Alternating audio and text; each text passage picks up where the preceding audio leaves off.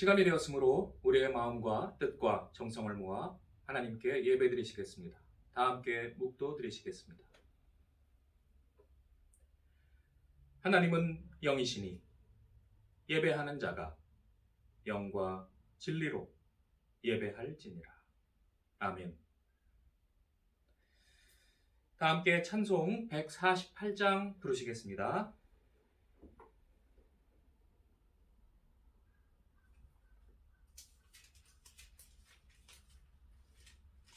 148장입니다.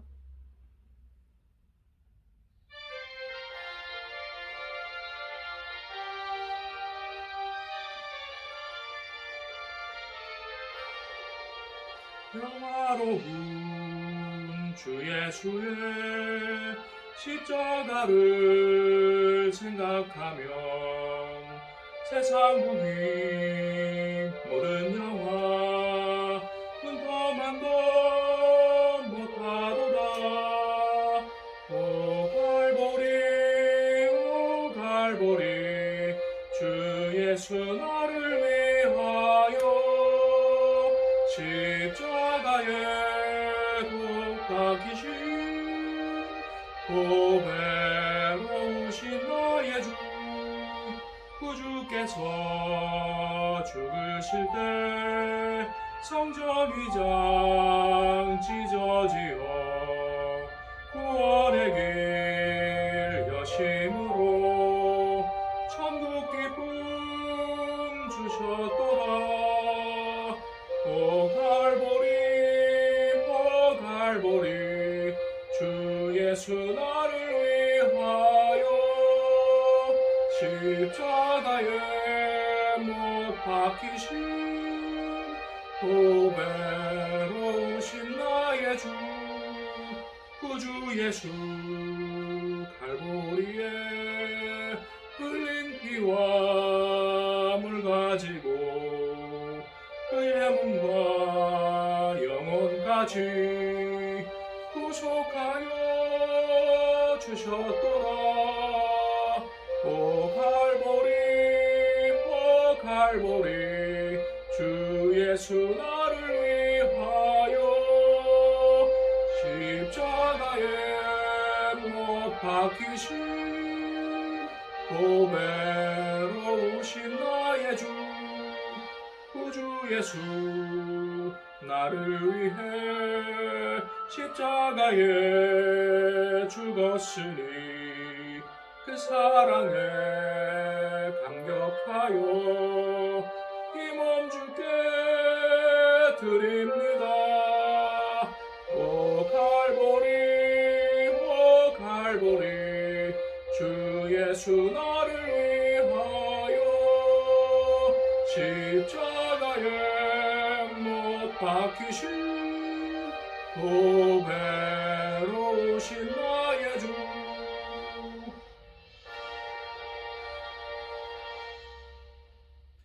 오늘 예배를 위하여 심형민 권사님 기도해 주시겠습니다.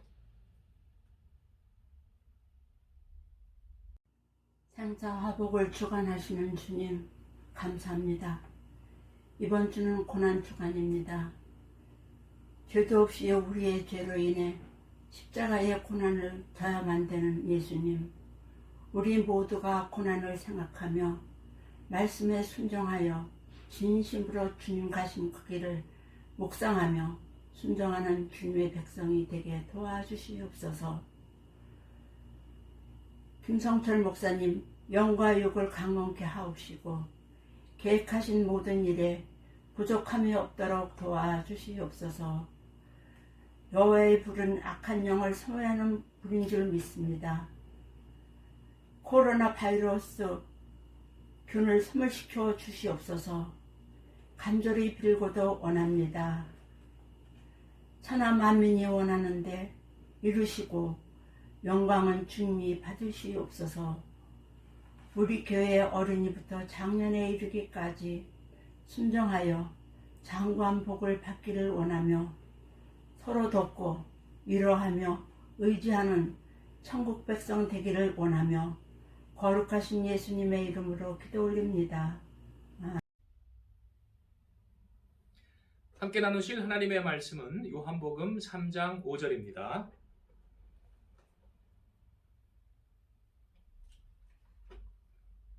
요한복음 3장 5절 다 찾으신 줄 알고 합독하시겠습니다. 예수께서 대답하시되 진실로 진실로 내게 이르노니 사람이 물과 성령으로 나지 아니하면 하나님의 나라에 들어갈 수 없느니라. 아멘. 기도하시겠습니다. 사랑과 은혜가 풍성하신 하나님, 이 시간도 우리에게 은총 베풀어 주시고 성령의 지혜 부어 주시고 우리 마음 눈을 열어 주시옵소서. 하나님의 진리의 법도를 깨달아 알게 하시고 우리가 그 말씀 가운데 살게 하여 주옵소서. 우리 주 예수님의 이름으로 기도드리옵나이다. 아멘. 우리는 고난주간을 보내고 있습니다.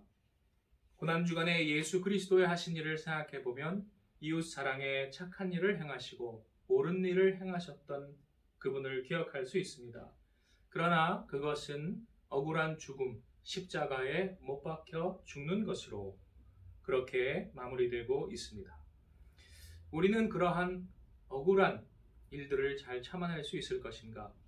그 고난의 의미에 대하여 생각하는 시간을 가지고 아울러 그 고난의 결과가 어떠한 영광스러운 모습으로 우리에게 다가오는지를 생각하는 시간을 갖겠습니다. 부활절의 원형은 유월절입니다. 예수님께서도 유월절에 만찬을 하시고 또 십자가에서 어린 양으로 그렇게 고난을 받으셨지요. 유월절은 이스라엘의 최대의 명절입니다. 명절 중에 명절입니다. 왜냐하면 그때 이스라엘이라는 고대 국가가 그 시초가 처음 탄생했기 때문입니다. 이러한 최대의 명절인 이스라엘 건국절 유월절에는 만찬을 그들이 거행을 합니다. 하나님의 명령을 기다리면서 그들이 출애굽하기 직전에 만찬을 했던 그러한 것을 본받는데요. 그 메뉴가 하나하나 그때를 기억하게 합니다. 첫째는 마로르라고 하는 씁쓸한 허브, 쑥 같은 것을 그들이 먹습니다. 노예 생활이 그들에게 쓰라렸다는 것을 기억하는 것입니다. 다음으로는 무교병과 포도주 4잔을 마십니다. 무교병을 맞자라고 하는데 누룩을 넣지 않아서 무교병이지요. 왜 넣지 않았습니까? 누룩이 부풀기를 여유 있게 기다리지 않는다는 것입니다. 하나님께서 이동하라 명하시면 바로 순종할 수 있도록 그냥 반죽해서 구워서 먹을 수 있도록 무교병을 그들이 먹었습니다. 세상적으로는 누룩을 넣은 것보다 딱딱하고 맛은 없겠지만은 하나님께 신속하게 순종한다는 면에서 성도들에게 요구되는 교훈이 있습니다. 또한 예수님께서 오병이어 기적을 행하셨던 것도 유월절인 것을 우리가 생각해 볼 수 있습니다. 광야에서 예수께서 오병이어 기적을 행하시면서 유월절에 하나님이 주시는 생명의 떡, 그것을 그들에게 주시는 것입니다. 그것은 맛없는 무교병 같은 것일 수 있지만 그러나 하나님께 순종하는 그러한 것이요, 그것이 우리의 영생의 그러한 양식이 된다는 것입니다. 다음으로 이스라엘 사람들은 아피코만이라는 보물찾기를 합니다. 6월절에 그 빵 조각 사이에 혹은 뭐 여기 다른 곳에 그런 보물찾기 같은 거를 뭐를 숨겨놓는데 쪽지, 그 안에 말씀이 있습니다. 그것을 찾으면 뭐 상을 주고 우리가 하나님의 진리의 말씀을 보물을 찾아야 한다는 그러한 뜻이겠지요. 다음으로 마침 노래를 그들이 부르는데 예수께서도 마지막에 만찬을 하신 다음에 제자들과 찬미하였다라고 성경은 기록하고 있습니다. 그러니 예수님도 유월절 만찬의 그 형식을 지키신 거예요. 그 다음 유월절에는 어린 양이 대표적으로 고난을 받지요. 성경에서는 어린 양 외에도 희생되는 그러한 짐승들이 있습니다. 예를 들면 붉은 암송아지 같은 것이 있습니다. 둘 다 우리의 죄를 대신하여 고난받는, 하나님께 희생되는 그러한 제물입니다. 이 고난받다라는 히브리어가 파스코인데 그것이 유월절이라는 단어와 같이 사용이 됩니다. 그러므로 유월절에는 고난의 때, 그러나 그 고난은 참 영광으로 나아가는 때라는 것을 알 수가 있습니다. 이사야 53장이 그것을 우리에게 잘 말해주고 있지요. 그는 실로 우리의 질고를 지고 우리의 죄를 대신하여 그렇게 잠잠히 나아갔도다라고 고난받는 어린 양 메시아를 이야기합니다. 다음은 붉은 암송아지가 있습니다. 이 붉은 암송아지에 대해서는 민수기 19장에 나오는데요. 그때 보면 흠없는 붉은 암송아지를 진영 밖으로 끌어내어서 잡은 다음에 피를 7번 뿌리고 그리고 태워서 그 태운 가루를 물에 타면 그것이 잿물이 되지요. 그 잿물이 정결수가 되는 것입니다. 예전에 비누 만들 때에도 양잿물로 이렇게 했다고 하지 않습니까? 그 의미가 우리의 죄를 씻는 그러한 생명수의 의미가 됩니다. 이 붉은 암송아지는 보통의 유월절에 하지 않고 큰 유월절, 예를 들면은 7안식년 때 혹은 희년 때에 그것을 했다고 합니다. 이 붉은 암송아지의 희생에 대해서는 히브리서 13장에도 이렇게 기록하고 있습니다. 예수도 자기 피로써 백성을 거룩하게 하려고 성문 밖에서 고난을 받으셨느니라. 예수께서도 자기 피로 백성을 거룩하게 하시려고 성문 밖으로, 진영 밖으로 나가서 고난을 받으셨다. 우리의 붉은 암송아지가 희생 제물이 되셨다. 그러므로 인하여서 우리에게 참 자유와 자유의 나라로 들어가는 권리가 주어졌다는 것입니다. 아까 붉은 암송아지에 그러한 죄를 뿌리는 정결수의 그 행사가 언제 되냐면 희년 같은 때 된다고 말씀을 드렸죠. 그런데 이 희년에는 제물보다도 더 중요한 것이 있습니다. 그건 뭐냐면 하나님께 그렇게 죄사함 받고 회개한 사람들은 하나님의 백성으로서 해야 할 이웃 사랑을 베푸는 것입니다. 그래서 희년 때에 그들이 하는 것이 노예된 자들을 해방시켜주고 여러 가지 사람들의 억울함을 풀어주고 자유케 해주는 그러한 일들을 합니다. 그런데 많은 학자들이 조사를 해본 결과 이스라엘에서 이러한 내용이 거의 지켜지지 않았다고 합니다. 하나님은 분명히 토라에서 그것을 지키라고 명하셨는데 사람들은 지키지 않은 거죠. 왜 그랬습니까? 우리의 사람의 사악한 욕심 때문입니다. 인간의 사악한 본성 때문입니다. 이웃을 위하기보다는 자기를 위하는 악한 죄성, 이웃을 높이기보다는 자기를 높이기 원하는 죄성, 이웃의 자유와 고통에 대해서 생각하기보다는 내 자신의 피해받는 것, 그 조그마한 거 하나에만 관심을 가지는 죄성, 바로 그것 때문에 이것이 유대인들 사이에서 거의 지켜지지 않았다는 것입니다. 고난주간에도 이러한 일이 있었습니다. 바로 유월절 만찬 때, 최후의 만찬 때에 제자들끼리 서로 막 싸우죠. 누가 높냐를 가지고 싸웁니다. 그것 때문에 예수님이 하신 것이 발을 씻어주시는 세족 행사였습니다. 제자들은 높아지는 것 때문에 싸웠는데 예수님은 낮아지라는 것을 가르쳐 주신 것입니다.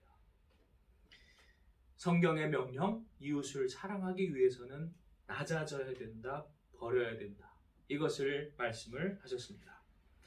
우리가 돌아보면 모든 위대한 믿음의 선진들이 바로 이것을 우리에게 실천했다는 것을 알 수가 있습니다. 그리고 그러한 분들이 지나간 자취마다 마치 아름다운 꽃씨가 뿌려진 것처럼 아름다운 꽃이 피고 또 풍성한 열매가 맺혔습니다.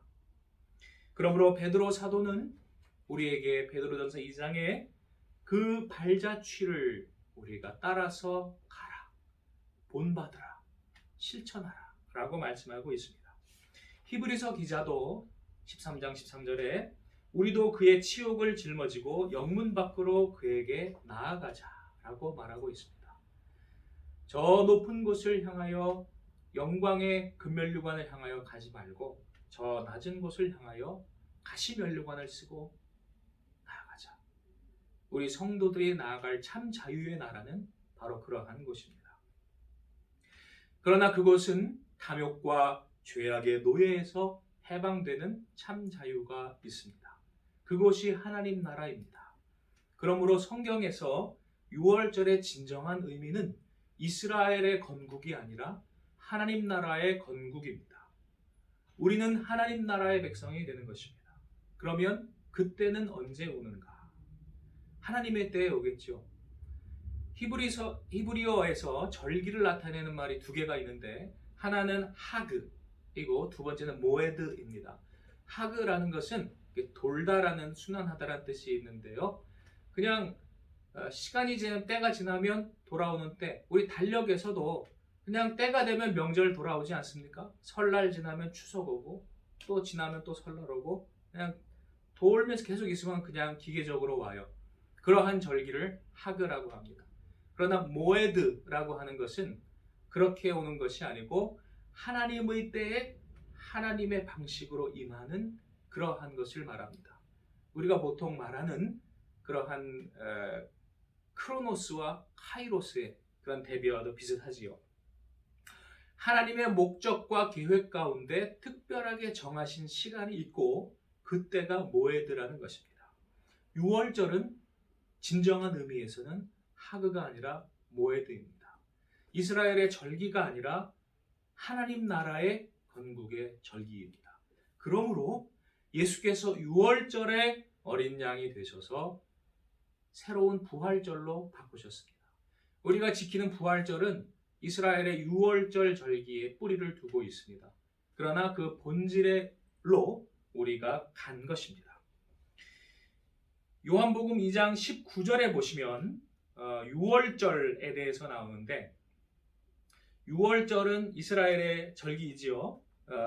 그때 예수님께서 성전에 가셔서 뭐라고 말씀을 하셨냐면 너희가 이 성전을 헐라 내가 사흘 동안에 일으키리라 라고 말씀을 하고 있습니다.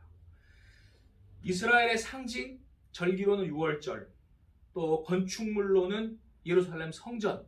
그런데 그 대표적인 상징을 허물어 버리라는 거예요. 그러니까 사람들이 나중에 예수님을 성전 모독죄로 걸어버린 거죠. 최고의 죄로 걸어버린 것입니다. 그것 때문에 십자가의 처형을 당하셨어요.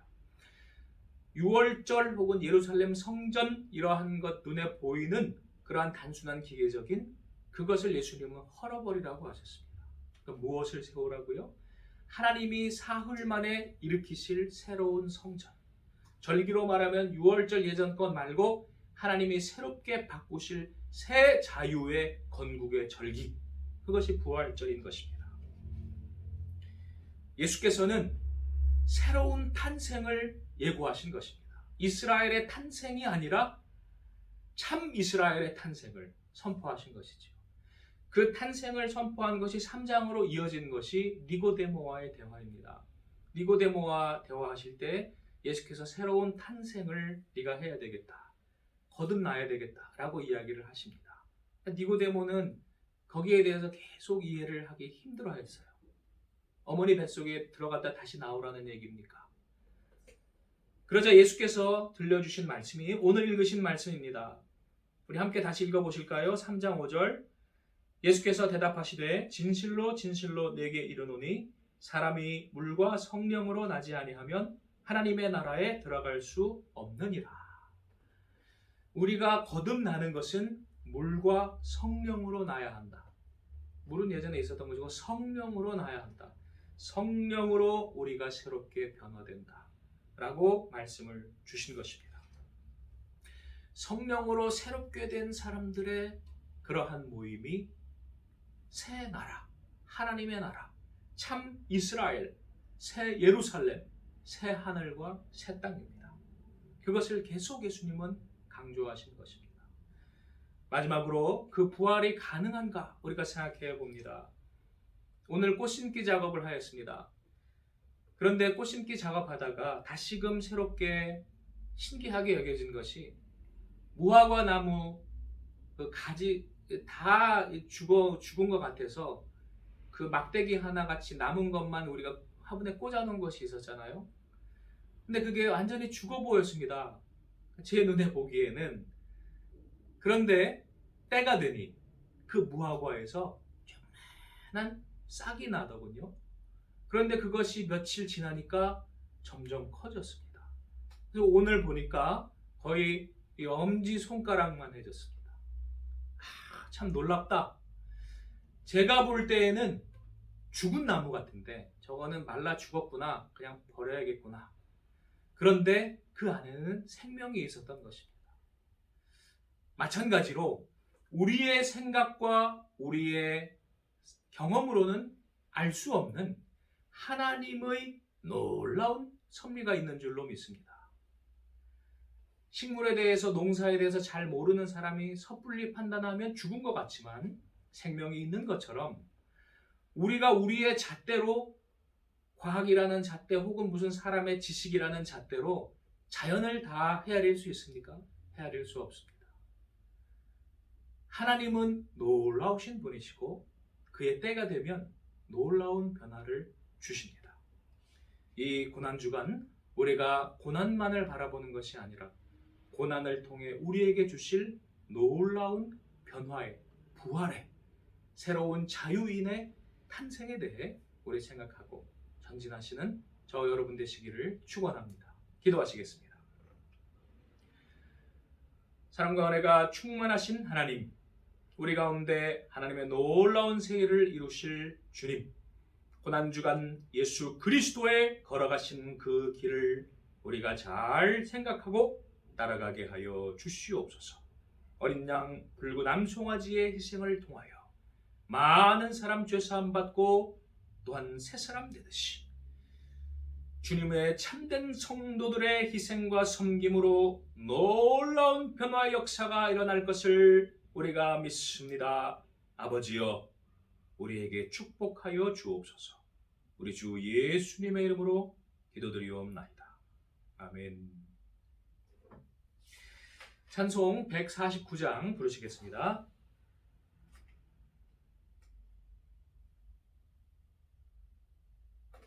(149장입니다)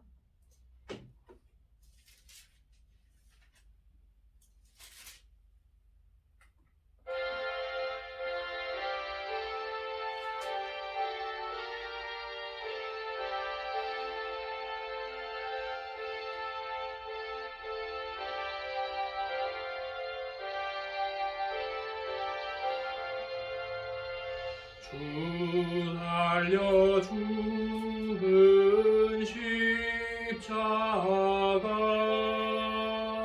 우리가 생각할 때에 세상에 속한 욕심을 헛된 줄 알고 버리네. 죽으신 구주 밖에는 자랑을 말게 하소서. 보혈의 공로 힘입어 교만한 마음을 버리네. 못 박힌 손발 보니 큰 자비 나타내셨네.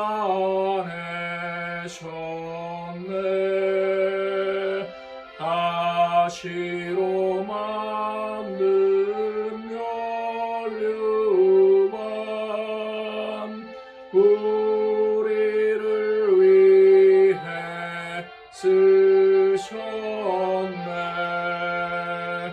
온 세상 만물 가져도 주의 못 다 갚겠네. 놀라운 사랑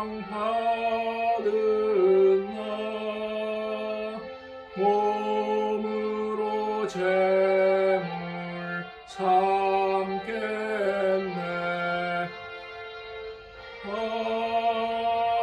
아멘. 교회 소식 시간입니다. 아까 말씀드린 대로 오늘 꽃 심기 작업을 하였습니다. 김정희 원로 목사님, 또 정은호 안수 집사님, 박정혜 권사님 참여해 주셔서 잘 마칠 수가 있었습니다. 수고하신 모든 분들께 감사의 말씀을 드리고요. 우리 부활절 예배 오실 때 또 더 좋은 모습을 보여드리도록 그렇게 노력을 해 주셨습니다. 지난주 광고에 말씀드린 것처럼 부활절 예배는 우리가 현장 예배로 드립니다. 그러나 정부의 방역 수칙을 다 지키면서 우리가 드리니까 여러분들도 조금 번거로우시더라도 그때 오실 때 안내위원분들이 그걸 안내해 드리는 거 잘 따라 주시기를 바라고요.